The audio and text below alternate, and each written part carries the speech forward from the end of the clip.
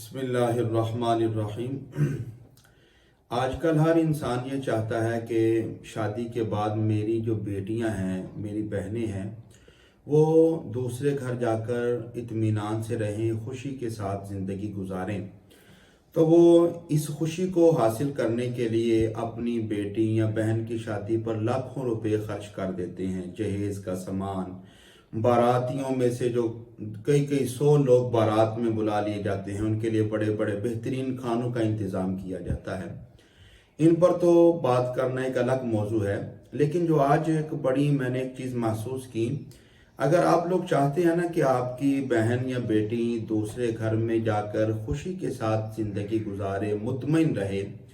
तो आप बजाय इसके कि आप सैकड़ों लोगों को बारात में बुला लें या आप जहेज़ में इतना ज़्यादा सामान दे दें, अव्वलीन तो जो शरीयत ने आपकी बेटी का वरासत में हक जो शरीयत ने रखा है, आप वो वरासत का हक अदा करें। अगर कोई ऐसा आदमी है कि जिसके पास कुछ नहीं है, कोई जायदाद नहीं, रकम नहीं ज़्यादा,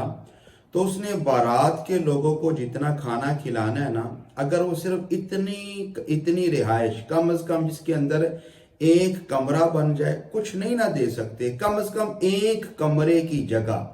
कि जहां पर सिर्फ एक कमरा बन जाए, आप सिर्फ इतनी जमीन अपनी बेटी के नाम करवा दें,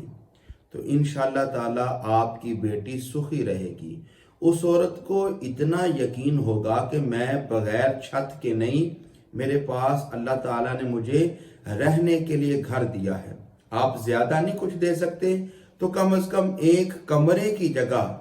अपनी बेटी के नाम जरूर करें। इंशाअल्लाह अजीज, आप देखेंगे कि इस अमल से आपकी बेटी बहन का घर जो है ना, वो अल्लाह की रहमतों और खुशियों का आंगन बन जाएगा।